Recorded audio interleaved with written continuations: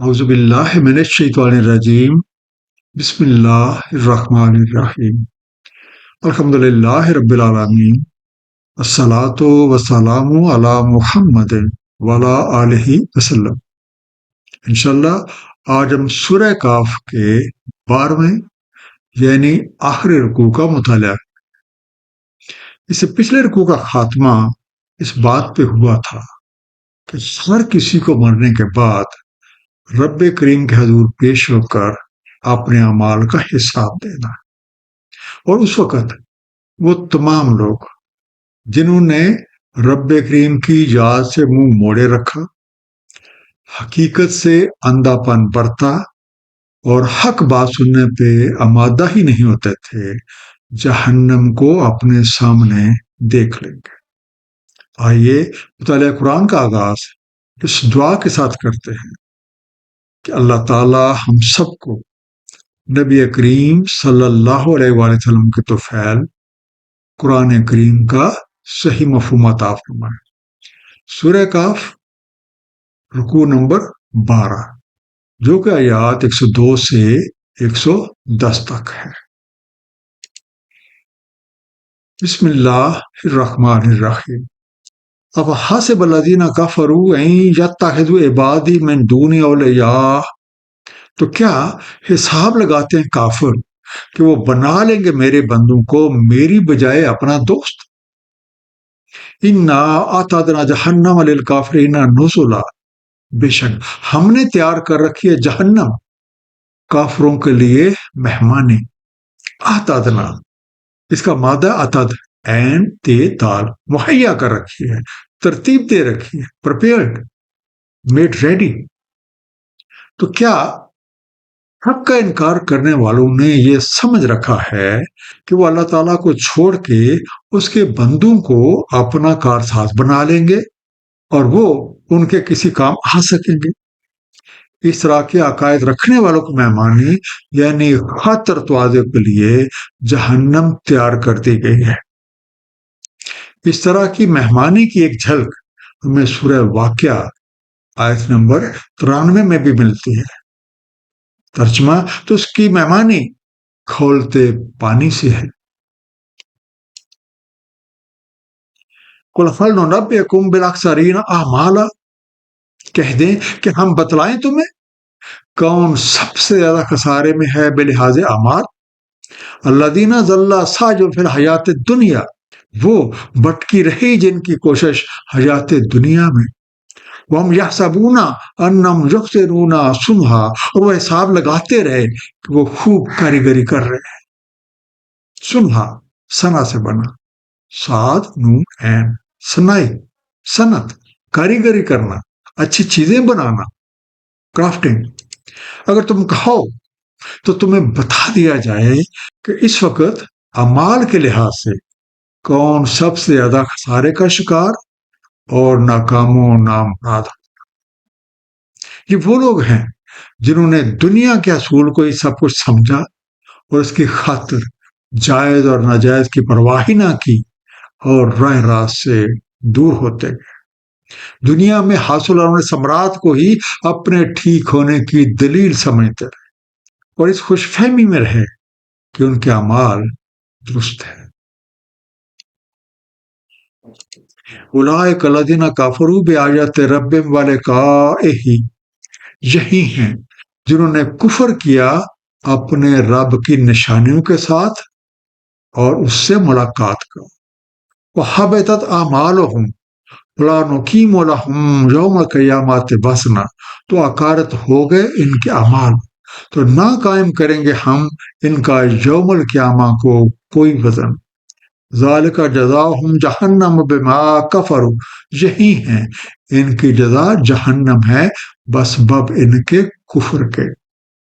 واتخذوا آیتی ورسلی ہزوا، اور بنائے رکھا میری نشانیوں اور میرے رسولوں کو ٹھٹھا۔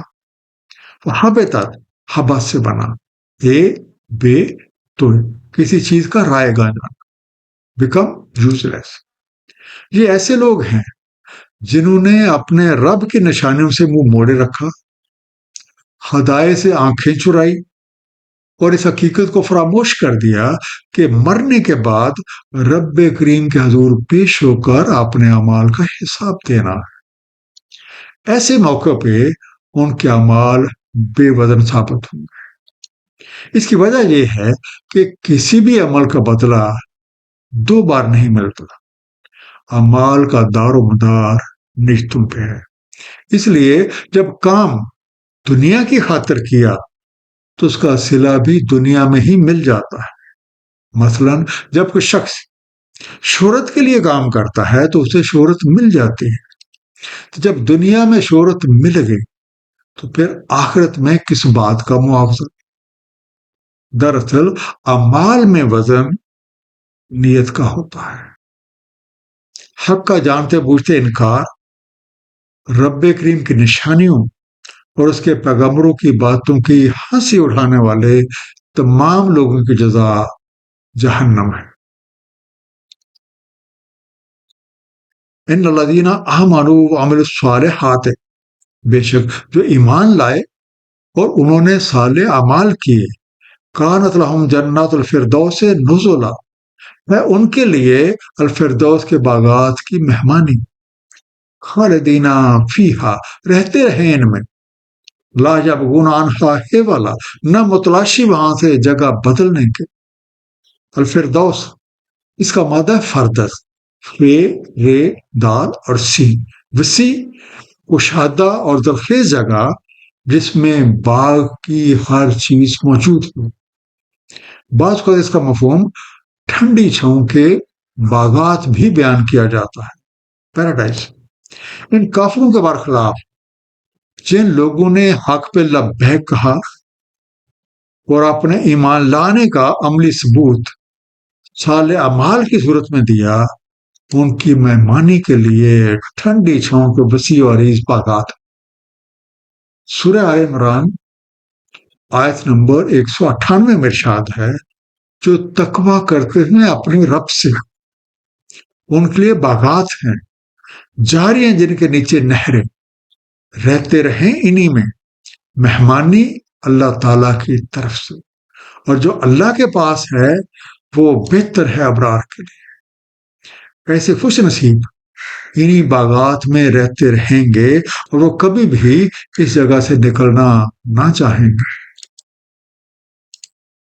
قل لو کان البحر مدادا لکلمات ربی، کہہ دیں اگر وہ باہر روشنائی میرے رب کے کلمات کے لیے، لنفذ البحر قبل ان تنفذ کلمات ربی، ضرور ختم ہو جائے باہر قبل اس کے کہ ختم ہوں کلمات میرے رب کے۔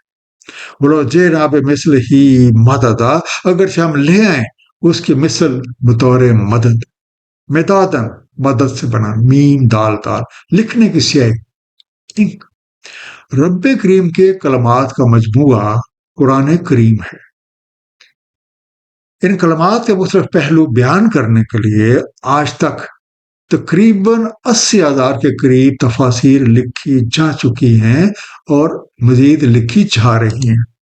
اس کے باوجود اب بھی اس میں بہت سے پہلو وضاحت طلب ہیں اور ان پہ مزید کام کرنے کی ضرورت ہے۔ ابھی بھی لا تعداد حقائق ہماری نگاہوں سے پوشیدہ ہیں جن پہ آنے والے وقتوں میں پردہ اٹھے گا۔ سورہ لقمان آیت نمبر 27 میں ارشاد ہے، زمین میں جتنے درخت ہیں اگر سب کے سب قلم بن جائیں، اور سمندر جسے ساتھ مزید سمندر روشنائی مہیا کریں، تب بھی اللہ کی باتیں ختم نہیں ہوں گی۔ بے شک اللہ تعالیٰ زبردست حکمت والا ہے۔ ان کلمات کی حقیقت کو مکمل طور پہ جاننا انسان کے بس کی بات ہی نہیں، یہ تو رب کریم ہی جانتے ہیں اور انہی کے پاس اس کا مکمل علم ہے۔ ہمارے ذمہ مقدور بھر کوشش کرنا ہے، تو رب کریم جس کو چاہیں اور جس قدر چاہیں نواز دیں۔ قل انما انا بشر مثلکم، کہہ دیں میں بھی بشر ہوں تمہاری مثل، یوحا الی انما الہکم الہ واحد، وحی کی جاتی ہے مجھ کو کہ تمہارا الہ تو صرف الہ واحد ہے۔ فمن کان یرجو لقاء ربہ، سو جو کوئی امیدوار ہے ملاقات کا اپنے رب سے، وَلْيَعْمَلْ عَمَلًا صَالِحًا وَلَا يُشْرِكْ بِعِبَادَةِ رَبِّهِ أَحَدًا، تو چاہیے کہ اعمال صالح کرے اور نہ شریک کرے اپنے رب کی بندگی میں کسی کو بھی۔ یرجو رجو سے بنا، رے جیم واو، امید یا توقع رکھے ہوئے، ہوپ فل۔ اے دائی حق، لوگ اسے کہہ دیں کہ میں بھی ظاہر تمہاری طرح کا، لیکن جان لو کہ اللہ کے بھیجے ہوئے میں اور عام آدمی میں اصل فرق وہی ہے۔ اس وحی کے مطابق کامیابی کا نسخہ یہ ہے کہ ہم اپنی زندگیوں کو اس وحی یعنی قرآن کریم کے مطابق سنوار لیں جس میں اللہ تعالیٰ کا یہ پیغام ہے۔ نمبر 1، اللہ تعالیٰ وحدہ لا شریک ہی ہم سب کا الہ ہے۔ نمبر 2، ہم سب کو اپنے رب کریم سے ملاقات کا یقین رکھنا ہے۔ موجودہ دور زندگی کے خاتمے پہ ہم سب کو اسی کے حضور حاصل ہو کے اپنے اعمال کا حساب دینا۔ نمبر 3، اس ایمان اور یقین کا ثبوت اعمال صالح انجام دینا۔ نمبر 4، کسی کو بھی اپنے رب کی بندگی میں شریک نہیں ٹھہرانا۔ اللہ تعالیٰ ہم سب کو ان باتوں پہ عمل کی توفیق عنایت فرمائے۔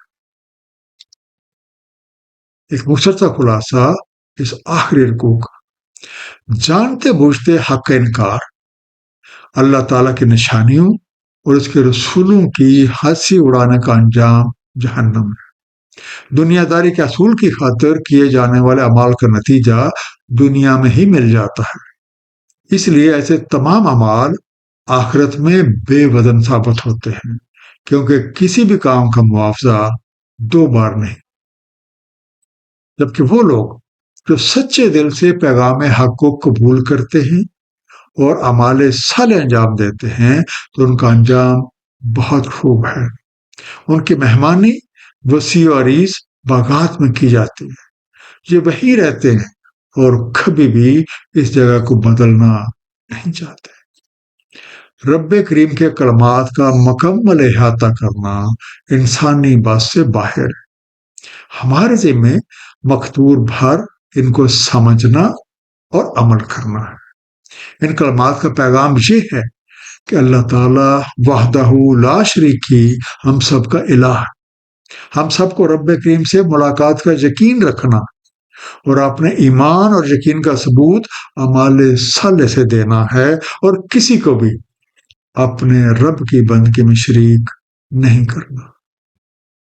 اللہ تعالیٰ ہم سب کو قرآن کریم کو صحیح طور پہ سمجھنے اور اس پہ نبی پاک صلی اللہ علیہ وآلہ وسلم کی سنت مبارکہ کے مطابق عمل کرنے کی توفیق عنایت فرمائے۔